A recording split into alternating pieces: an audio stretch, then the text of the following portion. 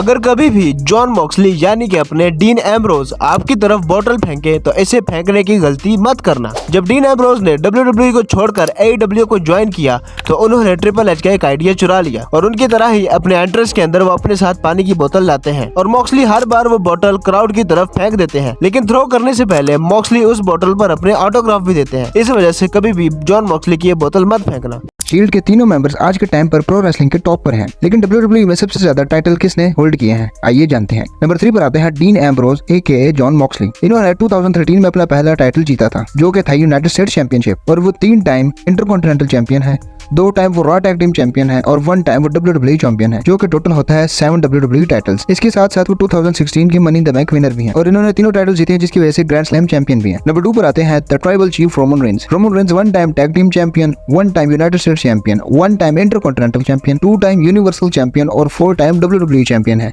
जो कि total 9 Reigns बनती हैं। और ये 2015 के रॉयल रंबल विनर भी हैं और ये सारे टाइटल जीतने की वजह से ग्रैंड स्लैम चैंपियन भी हैं। और नंबर 1 पर आते हैं सेथ फ्रिकन रॉलिंस। ये 1 time NXT champion, 6 time tag team champion, 2 time United states champion, 2 time intercontinental champion, 2 time universal champion और 2 टाइम WWE चैंपियन है। उसके अलावा ये first ever world heavyweight champion भी हैं और ये 2014 के money in the bank winner, 2018 के रॉयल रंबल विनर भी हैं और 2 टाइम एक ग्रैंड स्लैम चैंपियन भी हैं। और इनकी टोटल शील्ड एक ऐसी टीम जिसको देखकर WWE का हर फैन पागल हो जाता है। क्या आपको पता है कि असल में ये तीनों बंदे शील्ड में होने ही नहीं थे। असल में शील्ड के जो रियल बंदे WWE ने सेलेक्ट किए थे वो थे डैनियल ब्रायन, बिग शो और CM पंक। WWE चाहती थी कि CM पंक के लिए कुछ प्रोटेक्टर्स हों जो कि CM पंक की प्रोटेक्शन करें, क्योंकि तब CM पंक को एक डरपोक और भगोड़ा रेसलर दिखाया जाता था। लेकिन CM पंक को ये आइडिया नहीं पसंद आया और वो पंक ने ये तीनों नाम सजेस्ट किए। लेकिन फिर बाद में जाकर हमें स्टोरी लाइन के अंदर पता चलता है कि CM पंक और पॉल हेमन शील्ड को पैसे देते हैं CM पंक की चैंपियनशिप की रेन को बचाने के लिए। और जॉन सीना और मनी इन द बैंक का कितना गहरा रिश्ता है, आइए जानते हैं। 2005 में जब एज पहला मनी इन द बैंक जीतते हैं तो वो जॉन सीना पर ही कैश इन करके WWE चैंपियन बनते हैं। 2006 के विनर भी जॉन सीना पर ही कैश इन करते हैं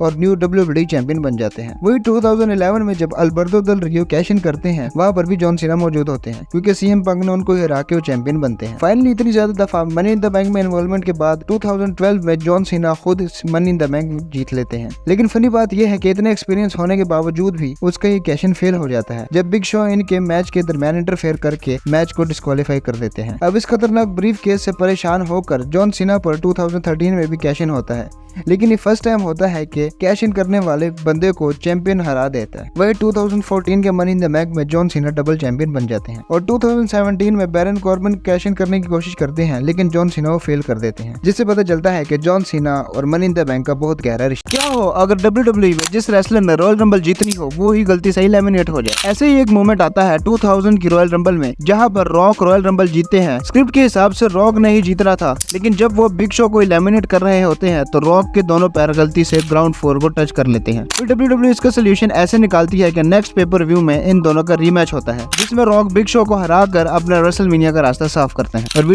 आइए देखते हैं the tribal chief Roman Reigns की सारी अचीवमेंट्स WWE में। तो सबसे पहले वो 1 time WWE tag team champion है सेथ रॉलिंस के साथ। उसके बाद वो 1 टाइम इंटरकॉन्टिनेंटल चैंपियन है, 1 टाइम वो यूनाइटेड स्टेट्स चैंपियन है, 3 टाइम वो WWE चैंपियन है और 2 टाइम वो यूनिवर्सल चैंपियन भी है। और उनकी सबसे ज्यादा लॉन्गेस्ट रन है 1316 दिनों की as the undisputed universal champion. उसके बाद वो 2015 के रॉयल रंबल विनर भी हैं और 2015 के ही वो स्लैमी अवार्ड विनर भी हैं। और वीडियो को लाइक करके चैनल को सब्सक्राइब कर दो।